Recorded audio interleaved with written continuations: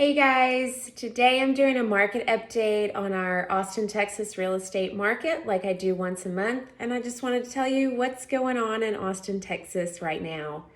I am hearing a lot from just consumers and clients that, they think our market's doing a lot worse than it is. I always feel like consumers are about 3 months behind what's actually going on in our market. So it's not a terrible time for real estate, and let's get into it. Our inventory, of course, we're looking at July statistics, and I'm a little bit late getting these out because my mom was in the hospital, so I hope y'all will forgive me for that. But our inventory is up just slightly this month. It's really been riding right about 3 months, y'all, and we're right now a little bit of an increase to just over 3 months of inventory. That's very low inventory. That's not a lot. Part of the reason we have such low inventory is that a lot of our homeowners have that 2% interest rate, and it hurts to give that up. But over time, they'll find more important reasons for moving than keeping that 2% interest rate. Grandbabies are born in Minnesota, they want to be close to. A parent gets sick and they need to live close to them, or they need to move the parent into a home that can accommodate that parent.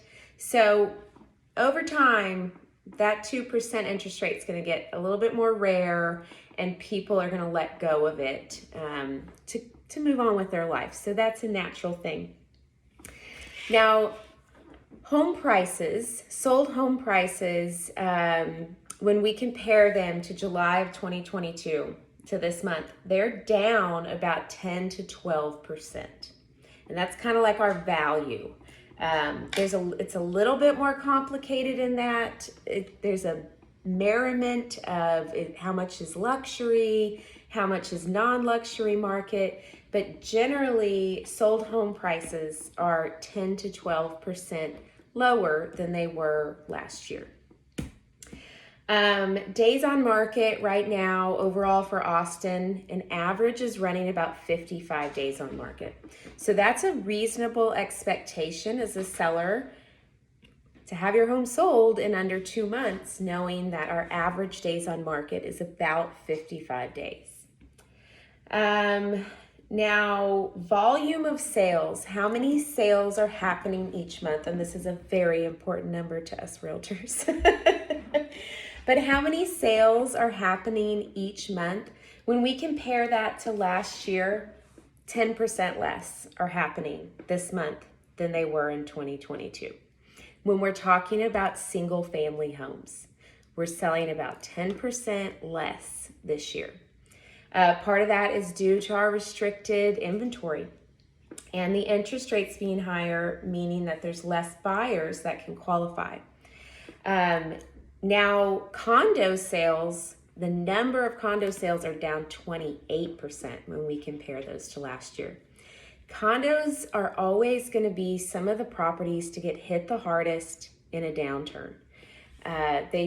You don't have as much control as an owner. You're really subject to the HOA.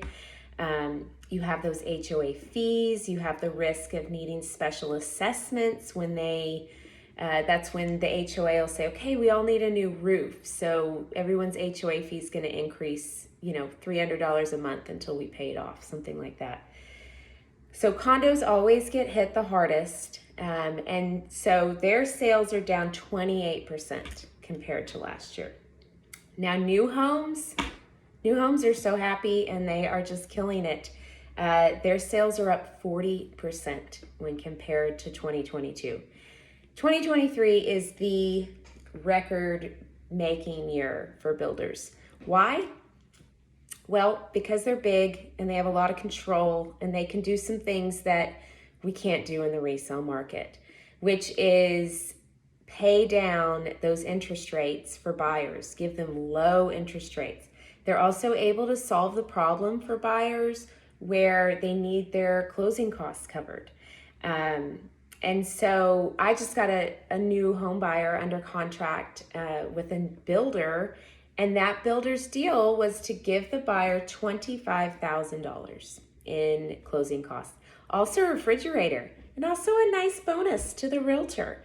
And they were able to do all of this on a $300,000 house. And it is just very difficult as a resale property to be able to do that. Even if you were to increase your price up to $325,000 to give those buyers $25,000 back, we're still gonna have to appraise on that property. And that's a big difference to appraise on. So new homes are just killing it. They have restructured how they do business recently. You know, there used to be a lot of customization, and of course custom home builders are still out there. But as far as these larger neighborhoods go, master plan communities, a lot of the builders have said, you know what, we're not doing so much customization. We're gonna build a house, we're gonna know how much it cost us to build it, we're gonna be able to do it in a certain timeline, and it's working for them. They're able to control their costs, they're able to offer buyers things that they really need in this market, and new homes are killing it, 40% up. Lastly, our interest rates. Our interest rates are, right now, they're just going, right around 7%. So I think yesterday I locked somebody in at a 6.99. They're at about 7%. It's not terrible. It does equate to a higher mortgage payment until you can refi, or we can look at, on most properties priced $500,000 or below, about $10,000 will buy that interest rate down 2 whole points. So we're at 7%, it'll be at 5% your first year, 6% your second year, and it won't go up to 7% until that third year. And what we're hoping as a buyer is that the interest rates will dip a little bit and you'll have a chance to refi before that third year comes, and you'll have to do the 7% interest rate. My first home was 7% interest rate though. So it is doable. There are special loan programs that can help with this. Just talk to somebody that knows how these things work, and let them know what you're wanting to do. Of course, I'm always available to talk. That's our market, y'all. It is August. Seasonally, August is when we lull. Everybody goes back to school as far as market activity goes, and we have seen that. But we do typically see that pick up once August is over. So I think we're going to have a decent fall. And if you're thinking about doing anything in the realm of real estate, give me a call. I'm here for you.